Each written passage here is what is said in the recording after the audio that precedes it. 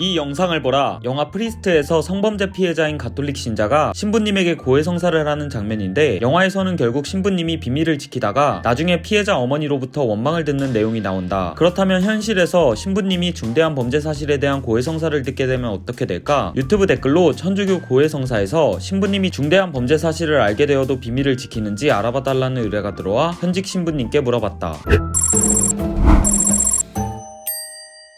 고해성사의 내용에 대해서는 그것이 어떠한 내용이든지 무조건적인 비밀을 엄수하도록 되어 있습니다. 전적인 비밀을 지키는 이유는, 첫 번째는 이 고해성사가 천주교 신자가 사제라는 한 인간에게 하는 것이 아니라 사제를 통해서 하느님께 나의 잘못을 고백하는 내용이라는 것. 두 번째는 비밀이 전적으로 보장된다는 신뢰가 있어야 자신의 양심이라든지 내면을 더 솔직하게 고해를 할 수가 있게 되는 거죠. 고해성사는 자신의 죄를 고백하고 용서를 구하는 가톨릭의 성스러운 의식 중 하나인데, 고해자의 비밀을 절대 엄수해야 한다는 특징이 있다. 안토니아 신부님도 그 어떤 일이 있더라도 고해성사의 비밀은 지켜져야 한다는 확고한 입장이었다. 하지만 각종 영화나 소설 등에서는 이 비밀 유지의 서약을 두고 신부님이 딜레마에 빠지는 상황이 자주 나오곤 한다. 드물긴 하지만 현실에서도 이런 사례가 없던 건 아니다. 2001년 프랑스에서는 아동학대 가해자의 고해성사를 듣고도 신고하지 않은 신부에게 3개월의 집행유예와 상징적인 의미의 벌금 1달러를 선고한 사례가 있고, 아르헨티나에서는 아동학대 가해자의 고해성사를 듣고 신고한 신부가 파문당하는 일도 있었다. 혹시 또 다른 신부님은 다르게 생각하실까 싶어 물어봤는데,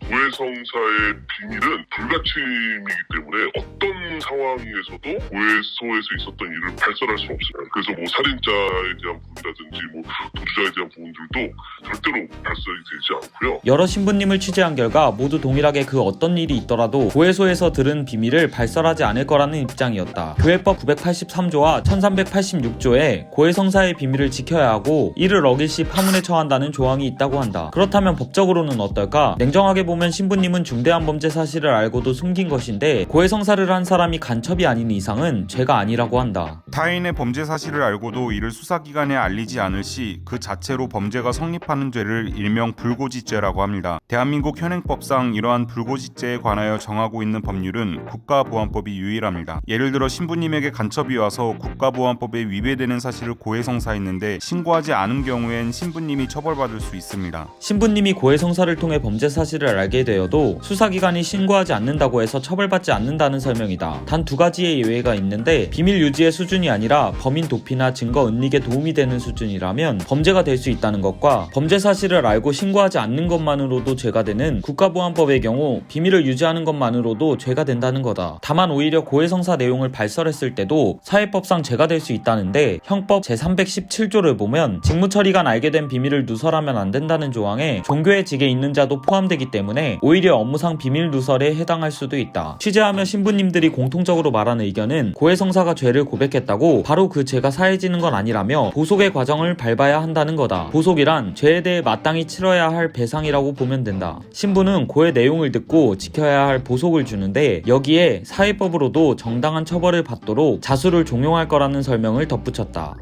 그야말로 살인이 됐든 하여튼 범죄 행위를 고해를 할 때 어떻게 되느냐, 물론 사제는 종교 지도자로서 그 신자에게 자수를 하든지 여러 가지 그런 권유를 할 수는 있지만, 고백한 사람이 안 한다고 해서 대신 신고하거나 그런 거는 절대 없습니다.